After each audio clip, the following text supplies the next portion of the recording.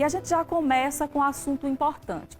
Vamos falar de um assunto muito importante, principalmente nesta época de férias. Eu estou recebendo aqui no estúdio a enfermeira dermatoterapeuta Adriana Barbosa, que vai falar sobre os cuidados que devem ser tomados com a queimadura, né? No momento que a gente se queima ali, o que é que se deve fazer? Então, a partir de agora, o assunto é esse. Adriana, é um prazer te receber aqui. Seja muito bem-vinda, viu? Obrigada pelo convite. Prazer é meu de estar aqui com vocês e poder contribuir, né, com um assunto que acontece tantos incidentes no nosso dia a dia, é tão comum e é tão equivocada as condutas, onde deveria ser simples.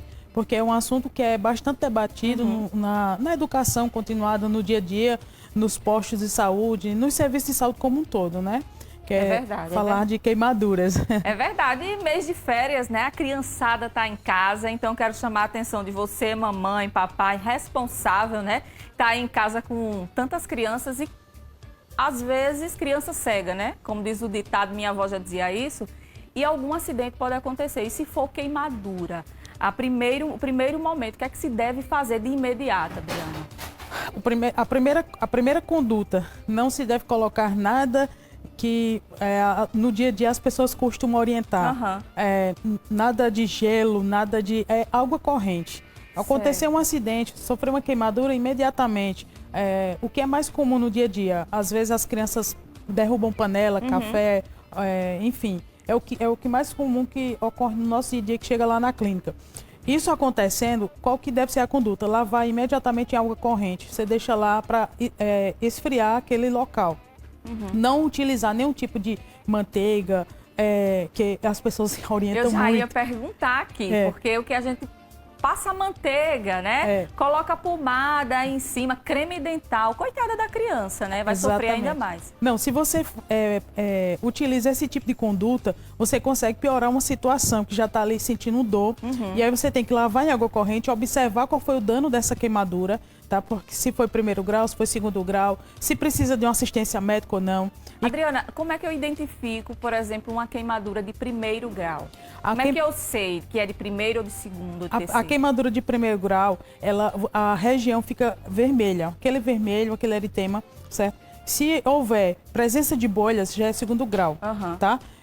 Se houver, além da presença de bolhas, você observa que foi uma área maior e que o tecido está um tecido já esbranquiçado, o paciente, a pessoa que sofreu a queimadura, nesse local ela não sente nem dor. Por quê? Porque os tecidos muitas vezes são atingidos. Então, são terceiro grau, são queimaduras que geralmente acometeram músculo até osso, tendões. Então, são queimaduras graves que, nesse caso, tem que ser imediatamente conduzida num ambiente hospitalar, num serviço especializado. Então, uma vez que a queimadura aconteceu, não deu para evitar, lava em água corrente. Lava em água corrente. Isso é evita primeiro colocar... passo. Primeiro passo. Não atrapalha. A água corrente. Mas o ideal, eu acho que é a gente tentar fazer com que prevenir, né? Não aconteça. Por exemplo, na cozinha, que é um ambiente propício à queimadura por causa do fogão, né? A posição das panelas pode ajudar, né? Demais, demais, assim. É algo que os pais, os cuidadores têm que ficar muito atentos. Não apenas com criança, mas às vezes com idosos mesmo, que às vezes perde um pouco o equilíbrio e às vezes o cabo da panela está fora de uma zona de proteção e a criança acaba tocando, derramando aquele alimento que está sendo cozido ali sobre ela, causando graves queimaduras. Às vezes também no idoso, a gente tem uma incidência bem significativa de crianças que chegam com esse tipo de acidente. Então, é um alerta para os pais ficarem bastante atentos para que isso seja evitado. São coisas simples que podem ser, condutas simples que podem evitar um dano maior. Sim, e pode acontecer aquilo que ninguém está imaginando, né? Criança realmente cega, a gente tem que estar com sempre a anteninha ligada.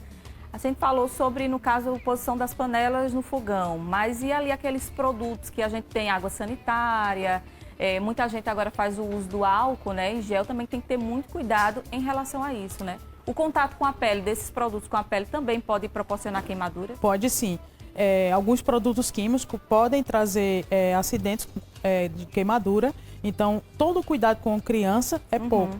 Então, você precisa ter um lugar adequado para você estar guardando esses produtos, certo? Às vezes tem criança especial também em casa, ela não tem discernimento do que ela está conduzindo, manipulando ali. Então, o adulto é quem tem que cuidar para que não haja esse tipo de acidente. Uhum. Então, acidente com queimadura elétrica também é muito comum. Às vezes a criança vê lá a tomada, coloca objetos dentro da tomada e acaba sofrendo choque.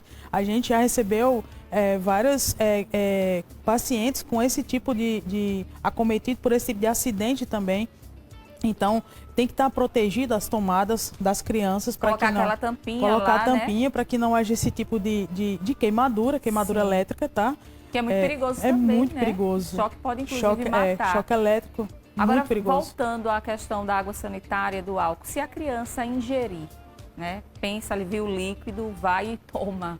O que é que se deve fazer num caso como esse, que acontece? Imediatamente tem que ser levado ao serviço hospitalar. Tem gente que diz assim, para cortar o efeito, eu vou dar um copo de leite. Não. Piora. Piora. Nesse caso de ingestão de produtos que possam ocasionar queimaduras, imediatamente tem que ser conduzido ao ambiente hospitalar para ser avaliado pelo médico especialista na área. Uhum. Se a criança, o pediatra vai avaliar se existe a necessidade de fazer algum tipo de implementação mais invasiva ou não, mas tudo isso vai depender da avaliação do profissional em ambiente hospitalar. Aí faz a lavagem, né?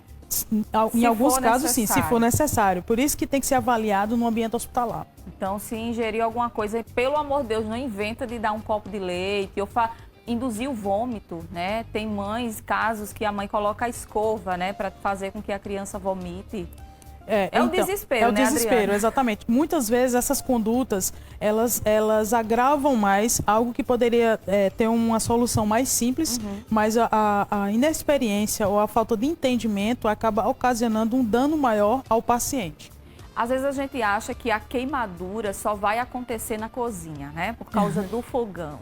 Mas você já falou da tomada, que tem em todos os ambientes da casa. Né?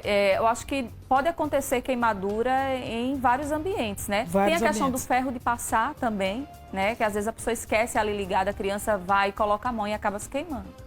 Vários ambientes, não só acidentes domésticos, mas às vezes na própria conduta, por exemplo. Eu recebi um paciente há pouco tempo que ela fez um procedimento estético e a máquina não estava na calibragem adequada e essa paciente sofreu uma queimadura grave em região abdominal. Foi realizar um procedimento estético e acabou que ela sofreu uma queimadura grave. E a gente conduziu com os processos de curativos, tá?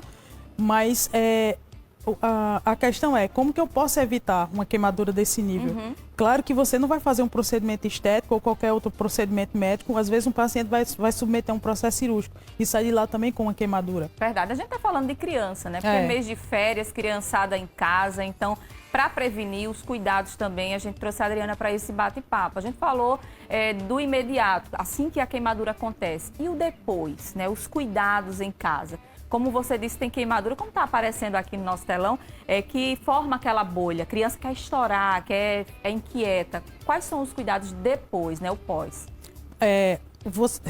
A criança sofreu uma queimadura, tá? Aquela região hiperemiada, que é o vermelho. Você lavou em água corrente, você observa que é uma queimadura teoricamente simples, não precisa de ambiente hospitalar. Então, hidratação, tá? Tem uns cremes hoje adequados para você. Pode passar um creme, então. Depois que você viu que... Agora, Adriana, só te interrompendo, não tem que ser aquele creme que a gente tem, que a mulher tem. É um creme específico para isso, creme pra ficar específico, bem claro. É creme específico, hidratação específica. Certo? O mercado hoje é riquíssimo em produtos onde você pode fazer uso pós-queimadura. Então, mas isso é porque tudo tem uma fase correta de você utilizar as coisas e você fazer uso das coisas, dos produtos. Por quê? Se você usa no momento não adequado, você provoca danos ao invés de benefício. Então, a criança sofreu uma queimadura, tá só vermelho, não tem bolha, lava, cobre curativozinho seco. Diminuiu aquele vermelho, começa a fazer uma hidratação. Se for para o sol, tem que colocar protetor solar. Por quê? Senão vai ficar aquela manchazinha, tá? A criança sofreu uma queimadura, foi atendida, tem uma bolhazinha. não estoura aquela bolha. Não estoura, Não né? estoura aquela deixa bolha. Ela secar por conta própria. Se for uma bolinha pequena, deixa que ela seque. Se você tiver condições ou tiver como fazer isso, o ideal é que vá num ambiente hospitalar para que um profissional ou numa clínica especializada, para que o profissional possa avaliar, ver a extensão disso, tá? Para poder estar orientando os pais ou os cuidadores de uma forma mais assertiva. Agora, quem já se queimou sabe bem o que eu vou falar, né? A gente está focando em criança, mas eu acho que os adultos já passaram por uma situação como essa, de queimar, por mais simples que seja, parece que depois fica queimando, parece que é uma dor que não vai parar nunca, né? E a gente colocar a mão num copo d'água com gelo, dá aquele alívio. Pode fazer isso? O que acontece? O gelo, ele também provoca queimadura. Ai, meu Deus. O gelo, ele também provoca queimadura. O ideal é que literalmente seja algo corrente, certo? Numa frequência até lá de seus 10 minutos, 15 minutos, tá? Até porque a dor que a pessoa está sentindo é porque existe um aumento de temperatura naquela região, certo? Se você conseguir diminuir esse aumento de temperatura sem ser necessariamente colocando gelo, consequentemente essa dor vai diminuir, tá? Então, se você sofreu uma queimadura quente, né? Aí vai lá, coloca no gelo, tá? Essa área vai continuar queimando. E aí, prevenir é o mais indicado, né, Adriana? Mais assertivo. A gente não quer de jeito nenhum que a criança se queime. Pode acontecer? Pode. A gente vai culpar a mãe? Não, porque pode acontecer, né? Tá ali, é um ambiente propício, a cozinha. Mas se tiver com panela no fogo, não deixa o menino ir, né, para a cozinha, que é perigoso. Verdade. E a gente pode evitar, não é verdade? E aí, amenizar todo o sofrimento da criança, porque é muito triste uma criança que se queima. É verdade. O que acontece também? Hoje em dia, o ambiente da altura do posicionamento do forno, aqueles fornos elétricos, eles estão posicionados numa altura onde muitas vezes crianças que estão começando a andar, se arrastar, elas chegam lá e se tiver aquele forno ligado e ela puxar, há um choque de temperatura muito grande. E aquele choque de temperatura pode cometer queimaduras em face também. Nossa. Então, tem algumas regiões que não dá nem para você conduzir em casa. Então, por exemplo, uma criança queimou face, lábios, pés, mãos, região genital, imediatamente tem que levar a um ambiente hospitalar ou a um serviço onde tenha profissionais qualificados para assistir aquela criança. Tá certo. Para a gente finalizar, Adriana, a gente sabe que o nosso público-alvo são as mulheres, né? A mulherada que está em casa aí assistindo, os filhos ali perto. Queria que você deixasse uma mensagem para essa mãe, né? Que está cheia de criança em casa, assim como eu, tenho 3, viu? E o que é que deve fazer, né? Qual a orientação de uma profissional assim como você?